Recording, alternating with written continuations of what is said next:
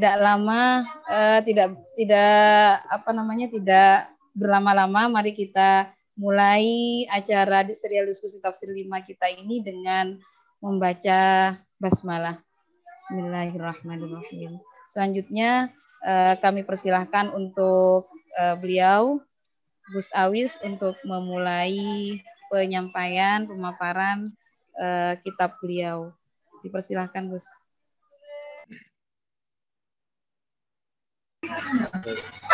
Assalamualaikum warahmatullahi wabarakatuh.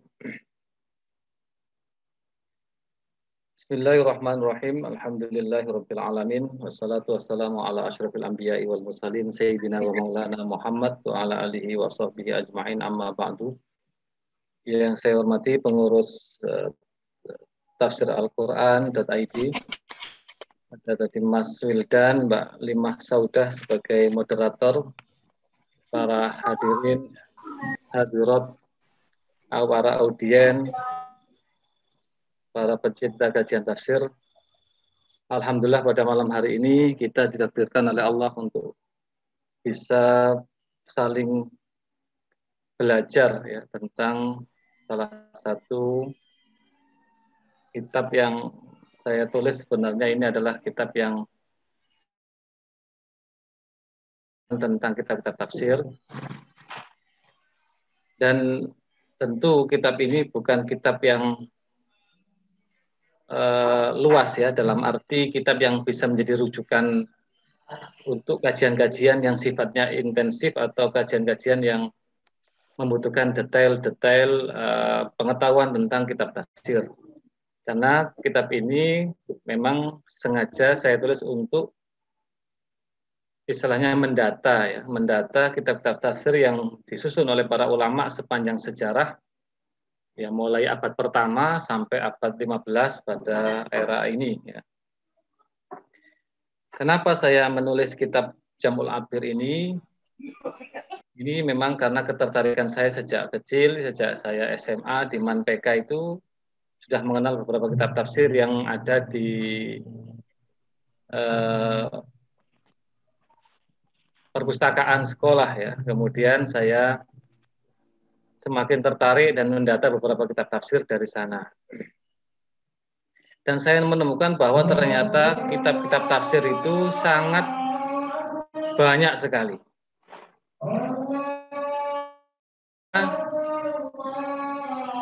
Setelah saya lihat, saya banyak mengumpulkan kitab-kitab tafsir, saya menemukan ternyata metode yang digunakan oleh mereka juga beraneka macam.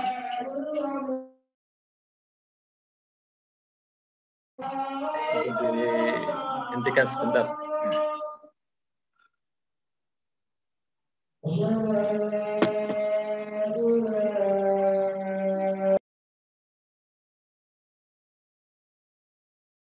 Ya, masih lagi, Pak.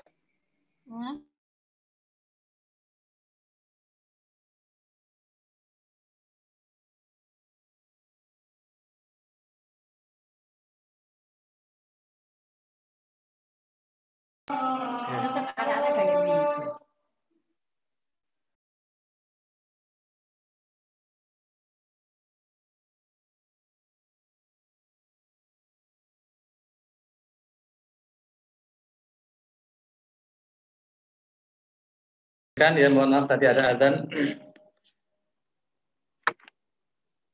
Karena setelah saya temukan bahwa banyak sekali kitab-kitab tafsir yang disusun oleh para ulama, kemudian ketika di Al-Azhar saya menemukan kitab yang cukup terkenal di bidang ini, yaitu Manahij atau At-Tafsir wal Fasirun ya.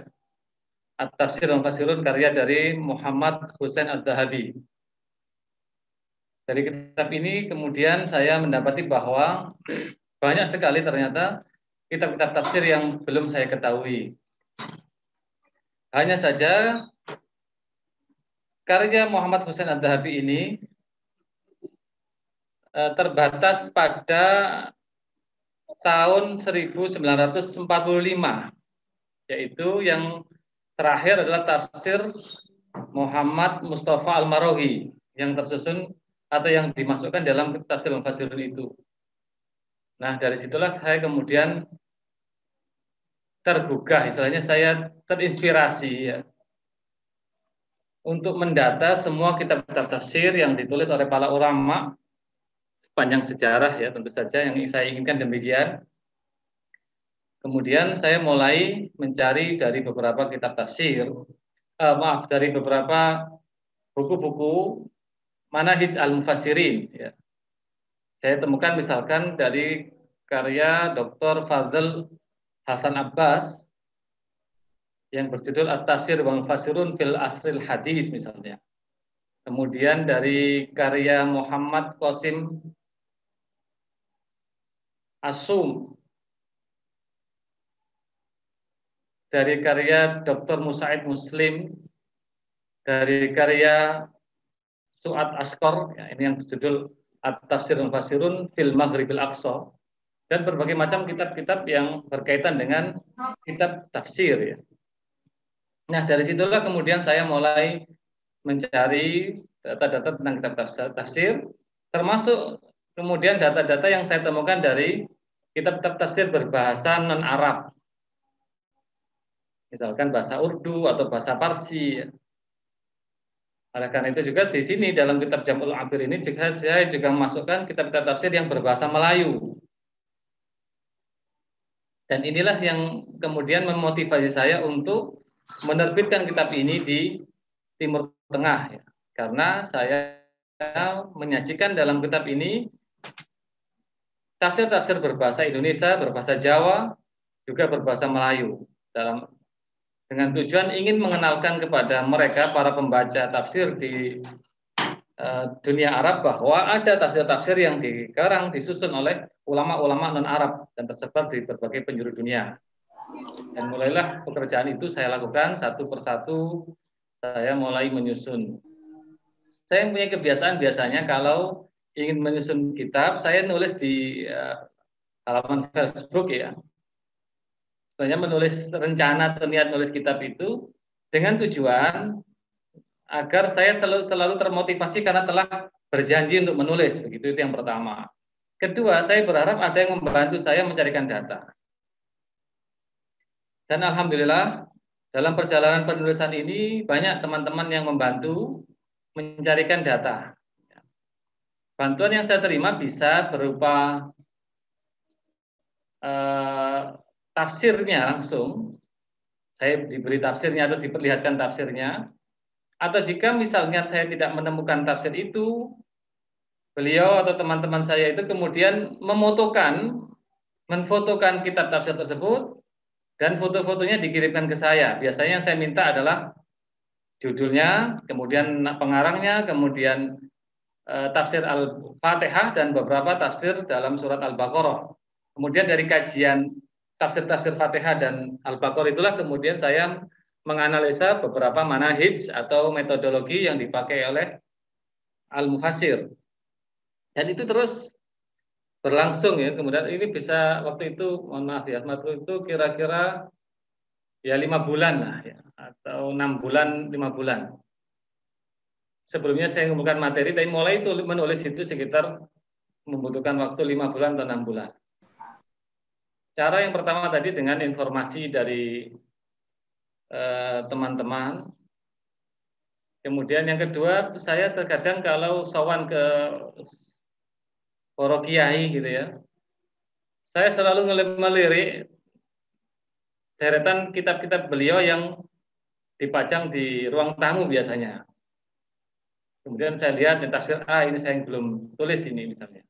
Kemudian saya cari data tentang tafsir itu, lalu saya masukkan di dalam kitab ini. Termasuk juga dari beberapa teman yang sedang kuliah di Timur Tengah, ya, di Sudan maupun di Mesir maupun di Saudi, yang beberapa di antaranya tetap atau juga mengirimkan informasi-informasi tentang kitab-kitab tafsir. Oleh karena itu sampai saat ini yang saya kumpulkan di sini ada 444, ini kalau dihitung manual ya. 444 kitab tafsir. Ternyata setelah selesai, jadi masih ada beberapa kitab tafsir yang belum saya masukkan dalam kitab ini. Yang pertama, yang sudah saya catat tapi belum saya masukkan, yaitu pertama kitab tafsir berjudul Aunur Rahman fi Tafsiril Quran. Karangan dari Dr. Sulaiman bin Ibrahim Al-Lahim. Ini belum masuk itu ternyata. Kemudian ada lagi tafsir yang berjudul Tafsir An-Nabulsi. Itu ternyata juga belum masuk, karangan Muhammad Ratib An-Nabulsi. Kemudian yang ketiga, tafsir berjudul Fi Riyadit Tafsir. Ini karangan ulama dari Senegal, Afrika, yaitu Haj Ibrahim Insias Al-Kulhi. Ini dari Senegal. Nah, perjalanan penulisan kitab ini atau Jamul Abir ini tentu membawa banyak suka duka ya, atau kenikmatan ya, saya mengatakan demikian. Karena ternyata banyak sekali informasi-informasi yang sebelumnya saya tidak tahu, yang akhirnya saya ketahui dari proses penyusunan kitab ini. Yang kemudian yang unik-unik itu kemudian saya tulis dalam pengantar diskusi Jamul Abir ini. Yang saya bagikan makalahnya itu. Yaitu diantaranya adalah kitab-kitab tafsir yang disusun oleh ulama-ulama perempuan. Tentu bagi kita yang mendalami tafsir, agak jarang ya mendengar ulama-ulama tafsir yang menghasilkan kitab tafsir. Dan di sini saya juga menyampaikan atau menyajikan beberapa. Yang pertama misalkan dikarang oleh Sayyidah Nusrat Al-Amin. Ini orang Iran ya, menulis dengan bahasa Parsi dan bercorak tasawuf.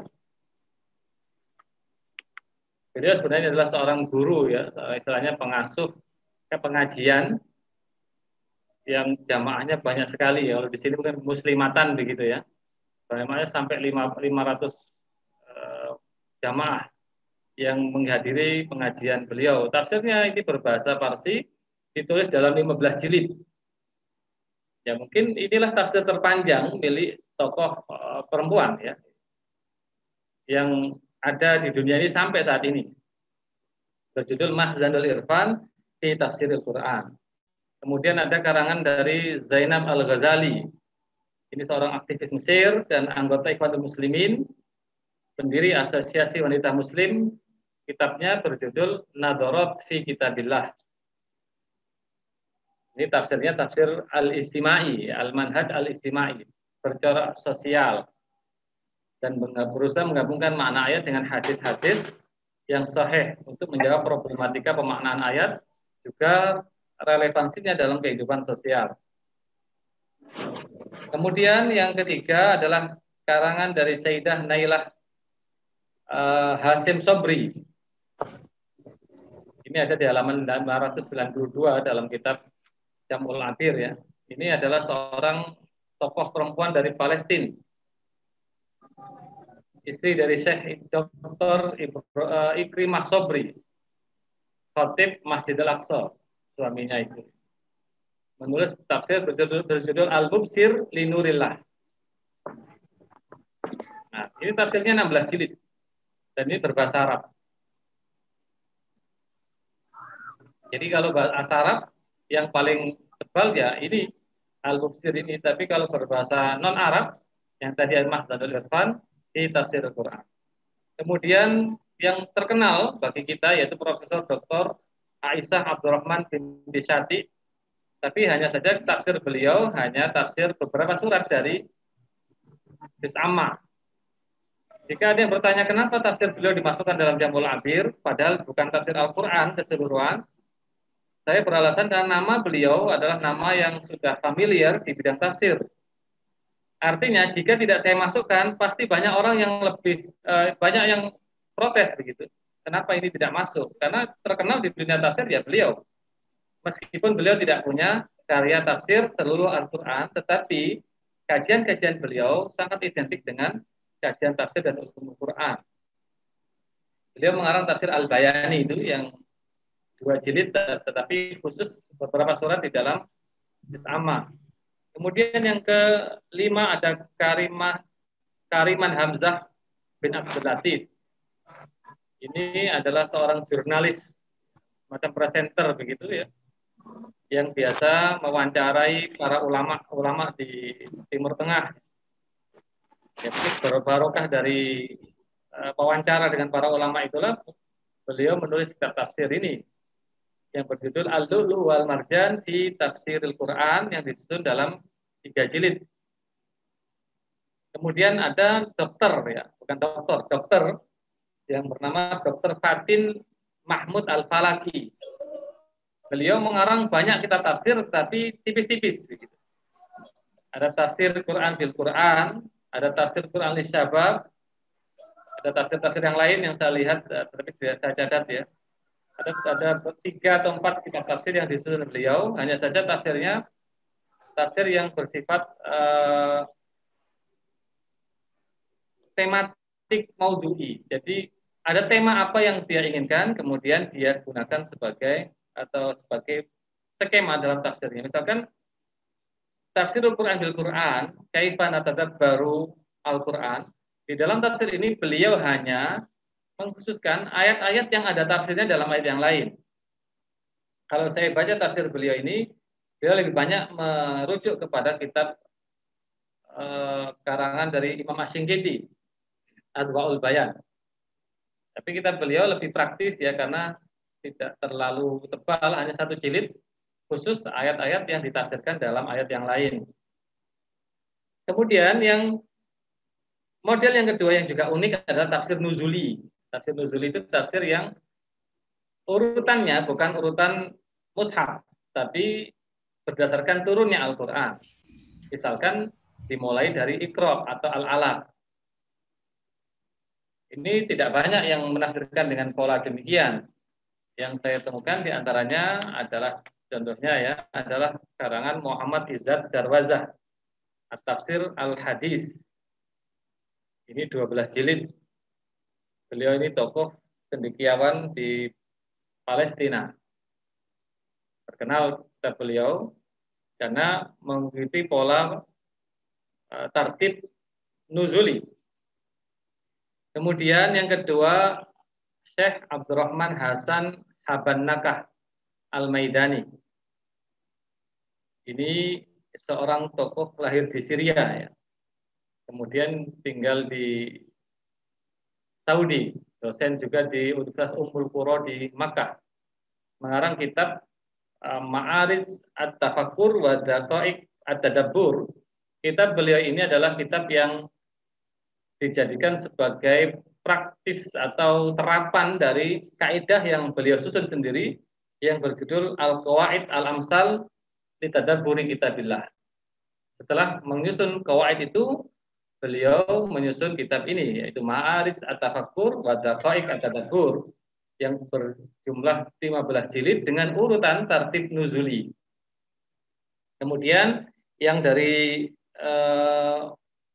Afrika Utara maksud saya, ada nama Muhammad Abid Al-Jabiri. Beliau mengarang tafsir Al-Wadih. Dalam judulnya tertulis Hasba Tartibi Nuzul, karena tafsir ini berdasarkan urutan nuzuli. Kemudian ada tafsir yang polanya tanya jawab. Bahkan karangan Ali bin Isa Ar-Rumani berjudul Al-Jami' li Ulumil Quran. Juga ada yang dikarang oleh Muhammad bin Abu Bakar bin Abdul Qadir An-Mudaj Jalil fi As'ilah wa Ajwibah min Gharaib Ayat Tanzil. Kemudian ada juga tafsir yang dinadomkan. Ini menjadi karya yang menurut saya agak langka ya. Tafsir tidak hanya sekedar alfiyah ya. Kalau kita alfiyah Ibnu Malik itu adalah nadom kaidah-kaidah nahwu dan sorof, tapi ini adalah penafsiran. Penafsiran lalu dinadomkan. Yang saya catat dalam Jamul Abir diantaranya adalah karangan dari Abdul Aziz bin Ahmad bin Said Ad-Dumairi yang mengarang kitab berjudul At-Taisir fi Ulumi Tafsir. Meskipun namanya Ulumi Tafsir, tapi prakteknya di dalam isinya ini, beliau menjelaskan makna-makna ayat dia mulai Al-Fatihah sampai An-Nas. Sehingga bisa dikatakan ini adalah tafsir. Kemudian ada karangan Al-Hafidh Al-Iraqi, Abdurrahim bin Husain, mengarang kitab Alfiyah fi Tafsiri Gharibil Quran. Khusus kata-kata yang gharib, tetapi ini dinadomkan. Jumlahnya 1028 bait. Saya membayangkan jika mungkin kita menghafalkan nadom seperti ini, ya kita akan lebih mudah untuk memahami Al-Quran tentu saja ya. Sama dengan kalau kita hafal alfiyah, kita akan mudah untuk memahami kaidah-kaidah nahwu. Dan yang luar biasa dari Al-Hafidz Al-Iraqi ini adalah karyanya itu disusun dalam waktu yang singkat. Dia menyusun karangan ini atau tafsir beliau ini hanya dalam perjalanan menuju Mekah dari Mesir. Jadi bolak-balik gitu ya. Perjalanan berangkat, selesai haji lalu balik, nah balik itu selesai tafsirnya dalam bentuk nadhab. Kemudian yang ketiga karangan dari Muhammad Az-Zajlawi Ibnul Alim yang berjudul Alfiyah fi Gharibil Quran. Hanya kata-kata yang gharib saja yang dijelaskan di dalam tafsir beliau ini. Kemudian yang dinadhomkan ya, diantaranya adalah karangan dari orang Mauritania, yaitu Syekh Ahmad bin Ahmadiyya Al-Hasani. Beliau mengarang berjudul Maraqil Awah ila Tadabburi Kitabillah. Nah, ini yang saya anggap paling lengkap kalau untuk nadhoman karena berjumlah 7.962 bait.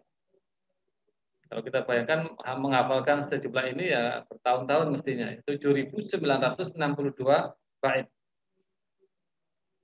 Dia menggunakan manhaj bil ma'sur, juga manhaj bil istihad. Ini al-jam'u baina al-aqli wan naqli. Kemudian ada juga yang unik yang saya temukan di dalam penelusuran saya adalah tafsir yang tidak menggunakan huruf mu'jam. Huruf mu'jam adalah huruf yang bertitik. Tafsir ini tidak menggunakan huruf yang bertitik, hanya menggunakan huruf yang tanpa titik atau al-huruf al-muhmalah. Yaitu pertamanya ada dua ya. Yaitu Faidullah bin Mubarak Al-Akbar Abadi mengarang kitab berjudul Sawati'ul Ilham Lihalli Kalamillahil Malikil Allam. Beliau dari India. Aslinya dari Yaman tapi hijrah ke India. Lalu mengarang kitab ini yang berjumlah 6 jilid dan tidak ada titiknya sama sekali. Ini tentu adalah hal yang luar biasa. Nah, apa motifnya? Tentu tidak bisa dicari dari penelusuran ini, tetapi bisa kita reka-reka kira-kira apa maksudnya. Kemudian yang lain adalah Mahmud bin Muhammad Al-Hamzawi.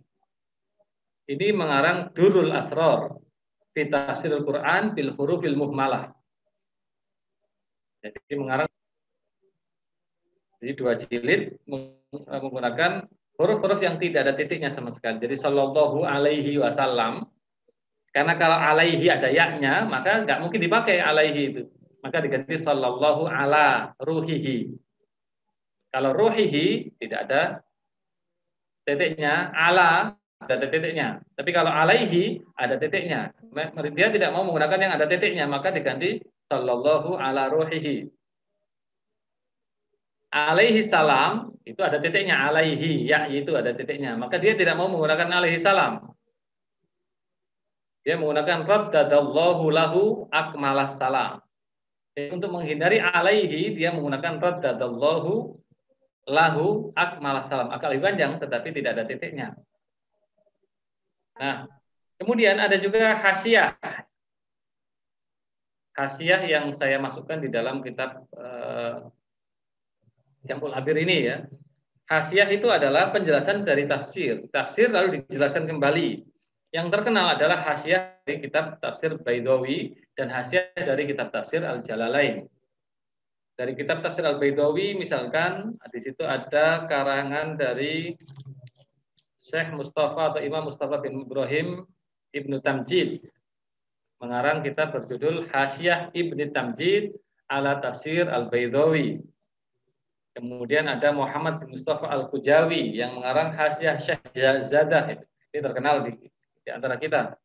Kemudian ada Syekh Ahmad bin Muhammad bin Umar Syihabuddin Al-Khafaji.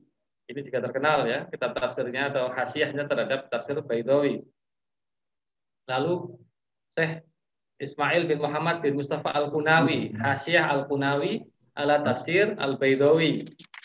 Juga ada hasyiah Tafsir Jalalain karangan Al-Karhi, Majma'ul Bahrain wa Matla'ul Badraini ala Tafsiril Jalalaini.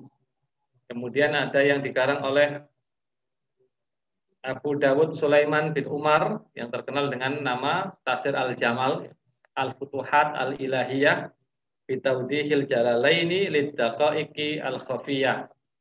Kemudian ada yang dikarang oleh Imam As-Sawi, jadi ada Hasyiah As-Sawi dan beberapa tafsir yang lain yang menjelaskan tafsir Jalalain. Kemudian di dalam dalam kitab saya ini Jamul Abir juga saya masukkan tafsir-tafsir dari bahasa Farsi ya. Ada juga yang dari bahasa Urdu. Dari bahasa Farsi misalkan ada berjudul Kasful Asror wa Uddatul Abror karya Syekh Ahmad bin Sa'ad Al-Maibadi. Kemudian ada yang berjudul Raudul Jinan wa Rauhul Janan karya Husain bin Huzai Ar-Razi. Kemudian ada yang berjudul Balabilul Qalaqil karya Abdul Makarim Muhammad bin Muhammad Al-Hasani. Kemudian ada yang berjudul Daqaiqut Ta'wil wa Haqaiqut Tanzil karyangan yang sama dari Abdul Makarim. Kemudian Manhaj As-Sadiqin fi Ilzamil Mukhalifin karya Mulla Fathullah Kasani. Ada Ruhul Bayan karya Ismail Haqqi Al-Brusawi. Beberapa di antara mereka ini rata-rata adalah orang Syiah ya, tapi ada juga yang ahli sunnah di antara tafsir-tafsir berbahasa Farsi ini. Kemudian yang dari bahasa Urdu misalkan saya sebutkan ada berjudul Bayanul Quran karangan Maulana Syekh Ashraf Ali At-Tanawi. Kemudian Ma'ariful Quran karangan Syekh Muhammad Syafi' Ad-Daibandi ya, ada nama daerah di situ Deoban dari Deoban. Kemudian ada Ma'ariful Quran karangan Syekh Muhammad Idris Al-Kandahlawi. Kemudian ada Tafsir Al-Majidi karangan Syekh Maulana Abdul Majid Ad-Daryabadi. Ada Tafhimul Quran karangan Abdul A'la Al-Mauduti yang ini diterjemahkan ke dalam bahasa Arab, juga diterjemahkan ke dalam bahasa Inggris. Kemudian ada Ahkamul Quran karya Qadhi Syekh Muhammad Zahid Al-Husaini. Ada Tibyanul Quran juga Tibyanul Furqan karangan Ghulamur Rasul Sa'idi. Dan beberapa kitab yang lain yang berbahasa Urdu yang tidak bisa saya sebutkan ya. Kemudian dari bahasa Melayu ada tafsir-tafsir dari Malaysia, ada tafsir-tafsir dari Singapura, ada satu tafsir dari Thailand dan mu'alifnya masih hidup sampai sekarang ini dari Thailand.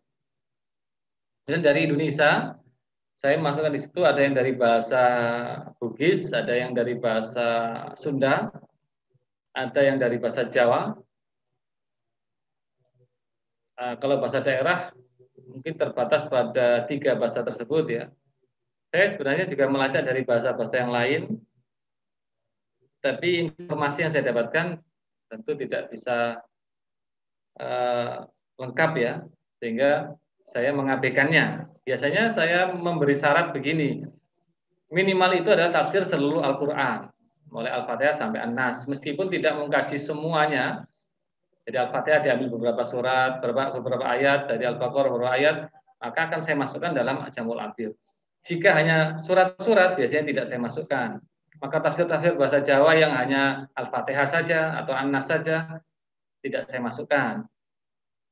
Nah, makanya tadi ada pertanyaan, kenapa karangan Profesor Aisyah Abdurrahman bin Syati ini dimasukkan, meskipun dia tidak menulis seluruh Al-Quran, karena beliau terkenal di bidang tafsir. Artinya nama beliau tidak bisa diabaikan di bidang ini. Jadi ada pertimbangan-pertimbangan lain yang terkaitan dengan ini.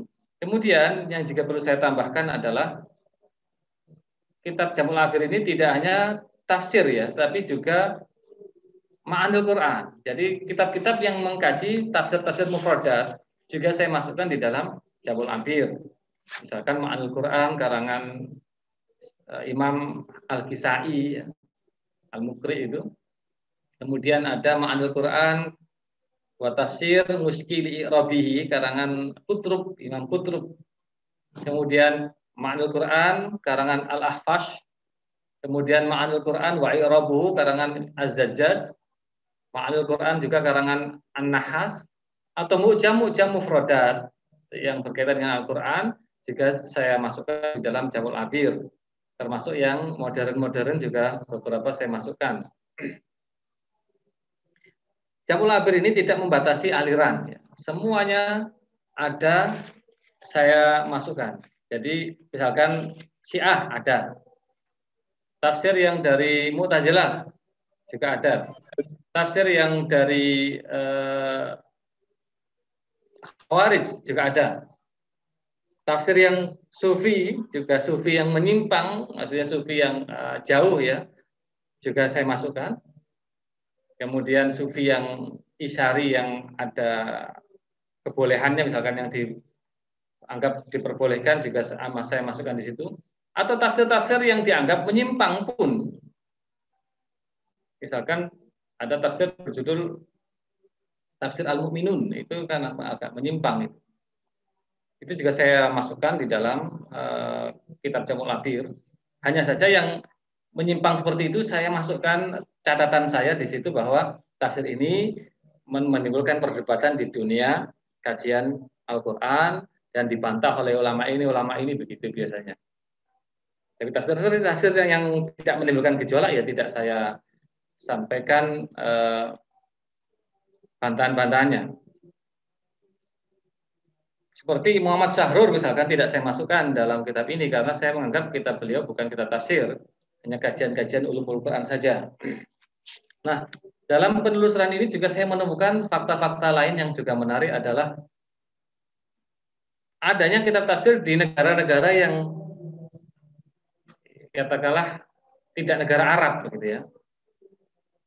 Misalkan dari Turki ya, ada kitab berjudul Al-Muqtataf min Uyunit Tafasir. Ini ulama Turki, karangan dari Mustafa Al-Khairi At-Turki. Atau Isyaratul Ijaz fi Madhanil Ijaz, karangan Badi'uz Zaman Said An-Nursi. Ini juga dari Turki. Kemudian ada yang dari Afrika, misalkan karangan dari Ibnu Faudi An-Nigeri, Nigeria berarti ya. Dia ta'wil fi ma'ani tanzil. Dia ta'wil fi ma'ani tanzil. Kemudian ada yang dari Nigeria Utara yaitu Raddul Adhan ila Ma'anil Quran, karangan Abu Bakar Mahmud Humi An-Nigeri. Ada yang dari Mauritania sebenarnya negara Arab ya. Tapi ya perlu saya sebutkan ini Arab tapi Afrika sebenarnya.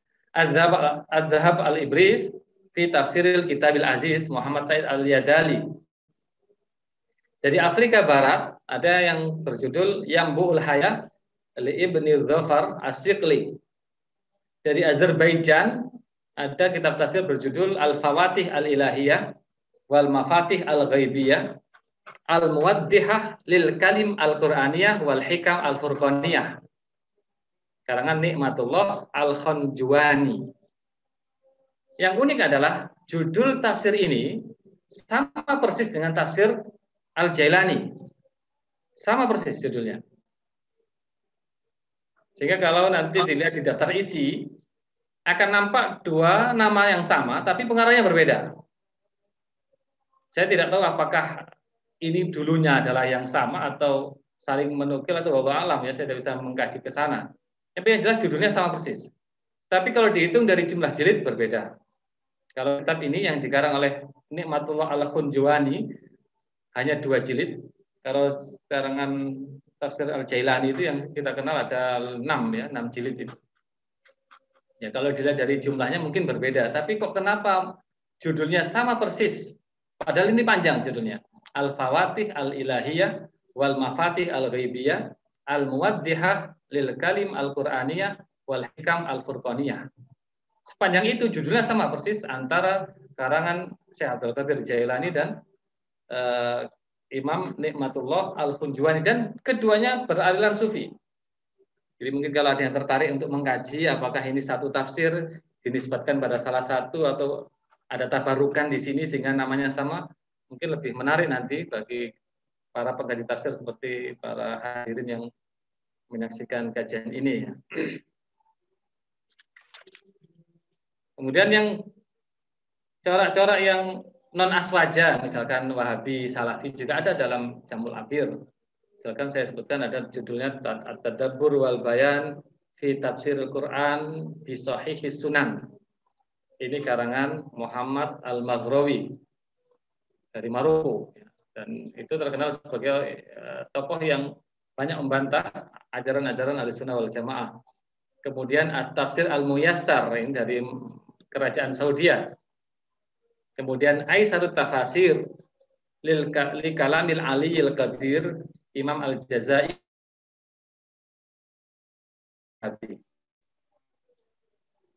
Baik, mungkin ini untuk mukaddimah dari paparan tentang isi kitab Jamul Abir.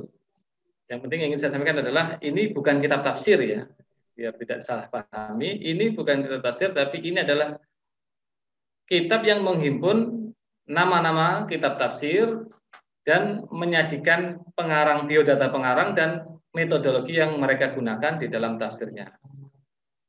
Demikian, saya serahkan kembali kepada moderator. Terima kasih.